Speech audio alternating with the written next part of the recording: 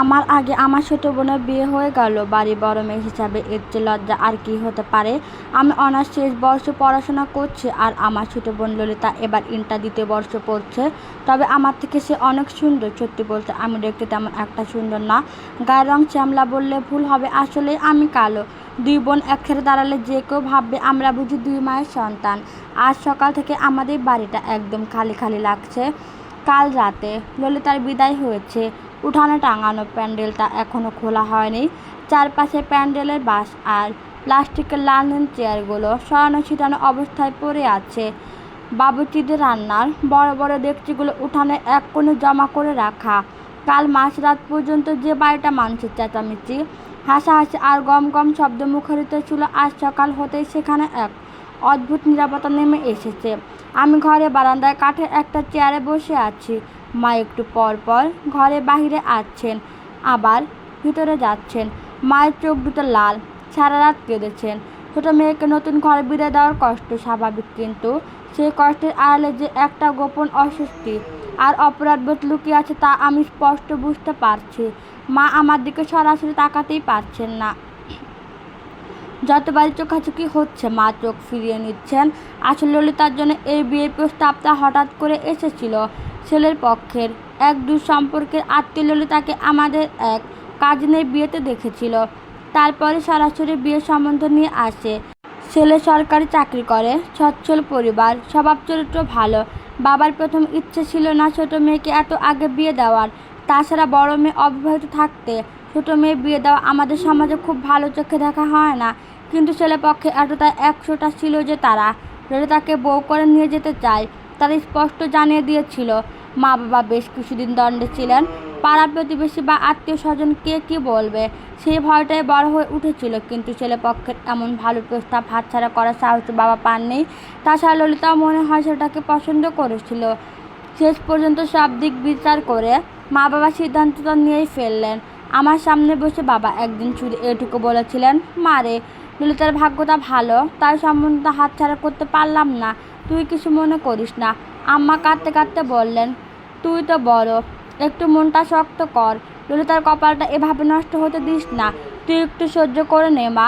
আমি মা বাবার মুখের দিকে তাকিয়ে কিছু বলতে পারিনি, শুধু মৃদু হেসে মাথা নাড়িয়েছিলাম। কিন্তু মনের ভেতর যে শব্দহীন ঝড় বয়ে যাচ্ছিল তা কাউকে বোঝানোর ক্ষমতা আমার ছিল না। আজ সকালে মুখ ধোয়ার জন্য যখন আয়নার সামনে দাঁড়ালাম, নিজেকে খুব অপরিচিত লাগলো। আয়নায় স্পষ্ট দেখতে পেলাম ললিতা আর আমার পার্থক্যটা। ললিতা একদম ধবধবে ফর্সা, টানা টানা চোখ, হাসলে গালে টোল পড়ে।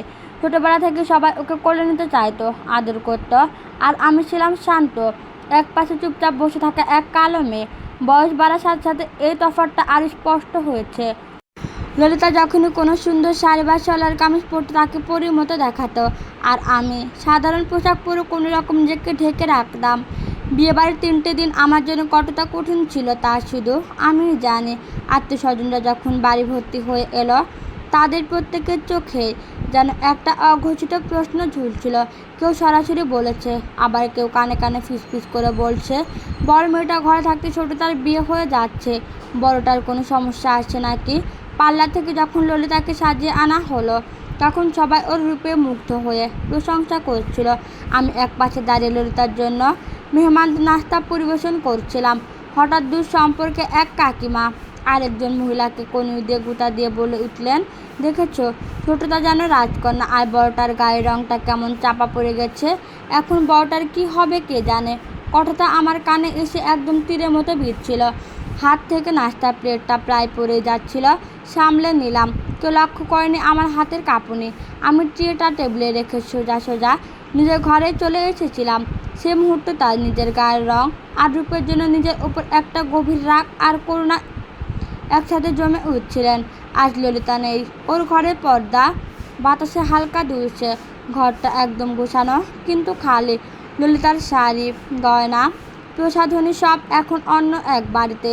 আমি অনার্স বইগুলো টেবিলে নিয়ে বসলাম। সামনে পরীক্ষা, কিন্তু মাথার মধ্যে পড়া ঢুকছে না। কেবলই মনে হচ্ছে কাল থেকে যখন আমি কলেজে যাব, বান্ধবীদের মুখোমুখি হব, তখন ওদের প্রশ্নের উত্তর কীভাবে দেব। সবাই তো জানতে আমার ছোট বোন ইন্টারের ছাত্রী। তারা যখন শুনবে ছোট বোনের বিয়ে হয়ে গেছে তখন নিশ্চয়ই আড়ালে হাসাহাসি করবে। বাবা বারান্দায় এসে দাঁড়ালেন, বাবার হাতে এক কাপ চা। আমার দিকে তাকিয়ে নিচু গলায় বললেন, মা কিছু খাবি না? সকাল থেকে তো কিছুই মুখে দিসনি। আমি বই থেকে চোখ তুলে বাবার দিকে তাকালাম। বাবার চেহারায় বয়সের ছাপ যেন কালকের পর থেকে আর স্পষ্ট হয়ে উঠেছে। ক্ষুধা নেই বাবা, একটু পর খাবো, আমি সাধারণ গলায় বললাম। বাবা একটা দীর্ঘশ্বাস ফেলে আমার মাথার উপর হাত রাখলেন। কোনো কথা বললেন না, কিন্তু বাবার ওই হাত স্পষ্ট বুঝে নিলাম। কথা না বললে মানুষ কীভাবে ক্ষমা চায়। হঠাৎ করে সামনে রাস্তা দিয়ে একদল ছোট ছেলে মেয়েগুলো চেঁচামেচি করে পার হয়ে গেল। ওদের আওয়াজে আমার ভাবনার জালটা ছিঁড়ে গেল। আমি আবার আয়নার দিকে তাকালাম। কালচে চেহারা এই মেয়েটার ভেতরে যে একটা মন আছে, সে মনটা যে অপমান আর লজ্জার দুমড়ে মুচড়ে গেছে, তা এই সমাজ হয়তো কখনোই কারো নজর আসবে না, কিন্তু আমাকে তো বেঁচে থাকতে হবে, পড়াশোনা শেষ করতেই হবে। লড়াইটা যে এতটাই কঠিন হতে যাচ্ছে তা আমি আজকের এই নীরব সকালটা হাড়ে হাড়ে টের পাচ্ছি। আমাকে কিছু করতে হবে, না হয় আমি নিজেকে শেষ করে দেব। দুটোর একটা আমি করবই। বাবা হাতের স্পর্শটা যখন আমার মাথা থেকে সরে গেল, বাবা যখন আর কিছু না বলে ধীর পায়ে হেঁটে নিজের ঘরে চলে গেলেন, বাবার সে অপরাধবোধ জমে থাকা নিস্তব্ধতা আমাকে কোনো সান্ত্বনা দিতে পারল না, বরং ভেতরে আগুনটা আরও উস্কে দিল। টেবিলে রাখা অনার্সের বইগুলোর দিকে তাকালাম। পাতার পর পাতা কালো অক্ষরে লেখা জ্ঞান, যা একদিন আমার কাছে শুধু একটা ডিগ্রি পাওয়ার মাধ্যম ছিল, কিন্তু আজ এই বইগুলোই আমার একমাত্র হাতিয়ার মনে হলো। ঘরের দেয়ালে ঝুলতে থাকা ছোট্ট আয়নাটার সামনে গিয়ে দাঁড়ালাম। আবার আয়নার দিকে তাকিয়ে নিজেকে বললাম, রূপের কাছে তুই হেরে গেছিস রূপিতা, কিন্তু জীবনের কাছে হারবি কেন? চেহারা দিয়ে যা পাওয়া যায়নি, যোগ্যতা দিয়ে তার চেয়ে 1000 গুণ বেশি ছিনিয়ে নিতে হবে। নিজের উপর যে গভীর করুণাটা সকাল থেকে জমছিল, মুহূর্তে তার শক্ত এক জেদে রূপ নিল। এই সমাজে যার রূপ নেই তার গুণের দাম দিতে মানুষ বাধ্য হয় তখন, যখন সে এমন কোনো জায়গায় পৌঁছায় সেখানে পৌঁছানো সাধারণ মানুষের পক্ষে অসম্ভব। ললিতার রূপ হয়তো ওকে একটা ভালো সংসার দিয়েছে, কিন্তু আমার আত্মসম্মান আমাকে এমন এক নাম দেবে যা কেউ কেড়ে নিতে পারবে না। আমি ঠিক করলাম এমন এক জায়গায় আমাকে যেতে হবে, যেখানে কথা বলতে গেলে এই সমাজ, এই আত্মীয়স্বজনদের 5 বার ভাবতে হবে। নিজের অস্তিত্ব শেষ করে দেওয়ার চিন্তাটা মুহূর্তের মধ্যে ধূলিসাৎ হয়ে গেল। আত্মহুতি দেওয়ার মতো দুর্বল আমি নই, আমি লড়ব। দুপুরের দিকে বাড়িটা যখন আরও ঝিমঝিম এলো, আমি নিজেই পড়ার টেবিলটাকে নতুন করে গুছিয়ে নিলাম। অনার্স শেষ বর্ষে ফাইনাল পরীক্ষার আর মাত্র 3 মাস বাকি। এতদিন যা পড়েছি তা যথেষ্ট নয়। এখন থেকে প্রতিটি ঘন্টা আমার হিসাব করে চলতে হবে। ললিতার খালি ঘরটার দিকে আর তাকালাম না। মেহমানদের রেখে যাওয়া থালা বাসন গুছাতে যখন মা আমাকে ডাকতে এলেন, আমি এক পলক মায়ের দিকে তাকালাম। মায়ের চোখে তখনও জল। মা হয়তো ভেবেছিলেন আমি কেঁদে কেটে ঘর মাথায় করব, কিংবা মা বাবার উপর অভিমান করে মুখ ভার করে থাকব, কিন্তু আমাকে শান্তভাবে পড়ালেখার টেবিলে বসে থাকতে রেখে মা একটু অবাকই হলেন। মা টেবিলে কিছু খাবার রেখেছি, খেয়ে নে, মা নিচু গলায় বললেন। আমি পরে খেয়ে নেব আম্মা, তুমি এখন আমার একটু পড়তে দাও। খুব স্বাভাবিক আর শান্ত গলায় জবাব দিলাম। আমার এই নির্লিপ্ততা দেখে মা আর কিছু বলার সাহস পেল না, আড়ালে একটা দীর্ঘশ্বাস ফেলে চলে গেলেন। পরদিন সকালে কলেজে যাওয়ার সময়টা ছিল সবচেয়ে কঠিন। গায়ে একটা সাধারণ সুতির ছাই রঙের কামিজ জড়িয়ে যখন হেঁটে যাচ্ছিলাম, গলির মোড়ে দেখা হয়ে গেল প্রতিবেশী রোকেয়া খালার সাথে, যিনি গতকাল বিয়েবাড়িতে এসে সব থেকে বেশি ফিসফিস করেছিলেন। আমাকে দেখে তিনি হাঁটা থামিয়ে করুণার চোখে তাকালেন। কিরে রূপিতা, কলেজের দিকে যাচ্ছিস? তা ছোট বোনের শ্বশুর বাড়ি কেমন হলো রে? তোদের তো ভাগ্য ভালো, এমন সরকারি চাকরিজীবী ছেলে এত সহজে পেয়ে গেলি। তবে তোর জন্য কষ্ট হয়, বড় মেয়েটার ঘর রেখে ছোটটাকে পার করতে হলো। তা তোর পড়ালেখা আর কতদিন? কথাগুলোর পেছনে যে খোঁচাটুকু লুকিয়েছিল তা আমি খুব ভালোভাবে বুঝতে পারলাম। আগের দিন হলে হয়তো আমি কথা না বলে চলে আসতাম, কিন্তু আজ আমি রোকেয়া খালার চোখের দিকে সোজা তাকিয়ে হাসলাম। একটা একদম স্বাভাবিক হাসি। পড়ালেখা প্রায় শেষ খালা, আর ললিতার ভাগ্য ওর সাথে, আমারটা আমার সাথে। দোয়া করবেন যেন সামনে বাবার নামটা বড় করতে পারে। আমার এমন সরাসরি জবাব তিনি আশা করেননি। আর কোনো কথা না বাড়িয়ে তিনি দ্রুত পা চালিয়ে চলে গেলেন। কলেজে গিয়ে বান্ধবীদের আড্ডায় নানা কথা উঠল। অনেকে ললিতার বিয়ের কথা তুলতে চাইল, কিন্তু আমি স্পষ্ট করে জানিয়ে দিলাম পারিবারিকভাবে সব সিদ্ধান্ত হয়েছে এবং এখন আমার পুরো মনোযোগ অনার্স ফাইনাল পরীক্ষার দিকে। পরের 3টে মাস আমার জীবন থেকে দিন আর রাতের তফাৎ মুছে গেল। অনার্সের মূল বইপত্রের পাশাপাশি বিসিএস এর সিলেবাস বইগুলো এনে টেবিলে জমা করলাম। আত্মীয়দের আনাগোনা কমতে লাগলো, ঘরের পরিবেশও স্বাভাবিক হতে শুরু করলো। পরীক্ষা শেষ হলো, ফল প্রকাশের দিন দেখা গেল পুরো বিভাগে আমি প্রথম শ্রেণী পেয়েছি। কলেজের শিক্ষকরা দেখে প্রশংসা করলো, কিন্তু আমি জানতাম এটা তো কেবল লড়াইয়ের সূচনা। সত্যিকারের যুদ্ধ সামনে, যেখানে আমাকে এমন এক উঁচুতে পৌঁছাতে হবে যা আজকে রূপিতা কল্পনা করলেও সমাজ ভাবতে পারে না। টেবিলে রাখা বিশেষ প্রিলিমিনারি বইটা খুলে বসতে বাহিরে গাড়ি থামার শব্দ হলো। ললিতা আর তার স্বামী নায়র এসেছে। ঘরে হঠাৎ করে আবার আগের মতো হইচই শুরু হয়ে গেল। আমি চেয়ার ছেড়ে উঠলাম না, শুধু বইয়ের পাতায় চোখ রেখে ভাবলাম লড়াইয়ের প্রথম ধাপ মাত্র শেষ হলো, আসল পথ তো এখনও অনেক দূর। বিকেলের দিকে বাড়িতে আবার একটু ব্যস্ত বাড়ল। ললিতা এর আগে কয়েকবার বাপের বাড়ি এসে ঘুরে গেছে, কিন্তু আজকের ব্যাপারটা একটু আলাদা। এবার ললিতার সাথে এসেছে ওর জামাই পারভেজ আর ছোট বোন তানিয়া। তানিয়া ঢাকায় একটা নামকরা বেসরকারি বিশ্ববিদ্যালয়ে পড়েছে। একটু দেমাগি আর সাজগোজ পোশাক নিয়ে সবসময় একটা অহংকার ভাব নিয়েই রাখে। রান্নাঘর থেকে মা আর কাকিমা মিলে নানা রকম নাস্তা সাজাতে ব্যস্ত। আমি নিজের ঘরের দরজায় পর্দাটা সামান্য সরিয়ে দেখে আবার পড়ার টেবিলে গিয়ে বসলাম। অনার্সের ফল তো প্রকাশিত হয়ে গেছে, বিভাগে প্রথম স্থান পেয়েছি, কিন্তু আসল লড়াই যে বিসিএস তার প্রিলিমিনারি পরীক্ষার দিন একদম ঘাড়ের ওপর চলে এসেছে। ললিতা ঘরে ঢুকে সোজা আমার কাছে চলে এলো। ওর মুখে সেই আগের মতোই মিষ্টি হাসি। বোনটার মধ্যে রূপের কোনো অহংকার কোনো দিন ছিল না, আজকেও নেই। ও আমার পাশে এসে হালকা চেপে বসলো। আপু, তুই এখন এই বইগুলোর ভিতরেই ডুবে আছিস। রেজাল্ট এত ভালো করলি, এবার একটু তো নিজের দিকে তাকা। দেখ, আমি তোর জন্য একটা নতুন সুন্দর শাড়ি নিয়ে এসেছি, এটা পরতো। বাহিরে আমার জামাই আর তানিয়া বসে আছে। ললিতা খুব আদর করে আমার হাত দুটো ধরে বলল। আমি ললিতার হাত দুটো নিজের হাতে নিয়ে মৃদু হাসলাম। তুই ছোট বোন হয়ে বারবার আমার জন্য এগুলো কেন নিয়ে আসিস বলতো? শাড়িটা তোলা থাক, পরে পরবো। তুই কেমন আছিস তা বল। শ্বশুর বাড়িতে তোকে সবাই ভালোবাসি তো? আমি খুব ভালো আছি আপু, তবে তোর জন্য মনটা কেমন কেমন করে। কতদিন তোর সাথে মন খুলে কথা বলি না। ললিতা আমার কাঁধে মাথা রেখে নিচু গলায় বলল, বোনের এই ভালোবাসাটাই আমার বুকের ভিতর জমা সব দুঃখ হালকা করে দেয়। এমন সময় দরজায় এসে দাঁড়ালো পারভেজ। দরজার বাহিরে দাঁড়িয়ে খুব ভদ্রভাবে বলল, রূপিতা আপু, ভেতরে আসতে পারি? ললিতা বলেছিল আপনি নাকি দিনরাত শুধু বই নিয়েই বসে থাকেন, তাই ভাবলাম একটু দেখা করে যাই। হ্যাঁ আসুন, বসুন। আমি চেয়ার ছেড়ে উঠে দাঁড়ালাম। পারভেজ মানুষ হিসাবে বেশ মার্জিত আর আমাদের পরিবারকে যথেষ্ট সম্মান করে, কিন্তু ওদের পিছনে হেঁটে চলে এলো পারভেজের বোন তানিয়া। গায়ে বেশ চকমকে এক পোশাক, চোখে ভারী মেকআপ। ঘরে ঢুকে চারপাশটা একবার চোখ বুলে তেনা তেনা, যেন কেমন একটা অস্বস্তি হলো। কাঠে সাধারণ চেয়ারটার দিকে তাকিয়ে তানিয়া নাকটা সামান্য ছিটকে ললিতার দিকে তাকালো। ভাবি, তোমার বাপের বাড়ি এই ঘরটা এত অন্ধকারে কেন? আর উনি এত এত মোটা বই নিয়ে এই ছোট্ট ঘরে বসে পড়েন কিভাবে?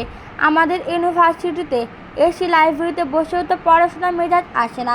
তানিয়ার গলায় স্পষ্ট একটা অহংকার আর তুচ্ছ তাচ্ছিল্যের সুর। পারভেজ সাথে সাথে ছোট বোনকে ধমকের সুর দিয়ে বলল, তানিয়া, বড়দের সাথে কথা বলার ধরন শিখুনি এখনই। রূপিতা আপু অনার্সে প্রথম বিভাগে প্রথম হয়েছে, উনি পড়াশোনার গুরুত্ব বোঝেন। তানিয়া চোখ দুটো একটু নাচিয়ে বলল, আহা ভাইয়া, আমি তো খারাপ কিছু বলিনি। পড়াশোনা করে ফার্স্ট হওয়া এক কথা আর চাকরি পাওয়া অন্য কথা। আমাদের ভার্সিটি কত সুন্দর সুন্দর স্মার্ট মেয়েরা ইন্টারভিউ দিয়ে রিজেক্ট হয়ে যায়। আজকাল শুধু পড়ালেখা দিয়ে কিছু করা যায় না, পার্সোনালিটি আর পেশেন্স বলেও তো একটা কথা আছে, তাই না? তানের কথাগুলো আসল উদ্দেশ্য বুঝতে আমার 1 সেকেন্ডের সময় লাগলো না। চেহারা সৌন্দর্য আর বাহিক চাকচিক্যের সেই মানুষের একমাত্র যোগ্যতা বলে মনে করে। ললিতা তানিয়ার ওপর একটু রেগে গিয়ে কিছু বলতে যাচ্ছিল, কিন্তু আমি শান্তভাবে ললিতার হাতটা চেপে ধরে ওকে থামিয়ে দিলাম। তানিয়ার দিকে সোজা তাকে এক অদ্ভুত প্রশান্তির সাথে বললাম, তানিয়া, বাহিক রূপ আর আধুনিকতা দিয়ে হয়তো একটা ঘরের ড্রয়িং রুম সাজানো যায়, কিন্তু সমাজের দায়িত্ব নেওয়ার মতো যোগ্যতা তৈরি করতে মেধা আর পরিশ্রমী লাগে। ব্যক্তিত্ব কাপড় বা চেহারা থাকে না। থাকে মানুষের চিন্তা আর কাজে। বিশেষের মতো জায়গায় রূপ দেখে চাকরি হয় না, মেধা বিচার হয়। আমার এই স্পষ্ট আর শান্ত জবাব শুনে তানিয়ার মুখে ঝকঝকে ভাবটা এক মুহূর্তে মিলিয়ে গেল। সে হয়তো ভেবেছিল গ্রামের সাধারণ ঘরে এক শ্যামলা মেয়ে, তার কথাই ছোট হয়ে যাবে, কিন্তু আমার আত্মবিশ্বাসী ভঙ্গি দেখে সে আর কথা বাড়াতে সাহস পেল না। পারভেজ উপস্থিতি হালকা করার জন্য হেসে বলল, আপু একদমই ঠিক বলেছেন। তানিয়ার কথা কিছু মনে করবেন না আপু, ও একটু চঞ্চল। আপনি মনোযোগ দিয়ে প্রিলিমিনারির জন্য প্রস্তুতি নিন।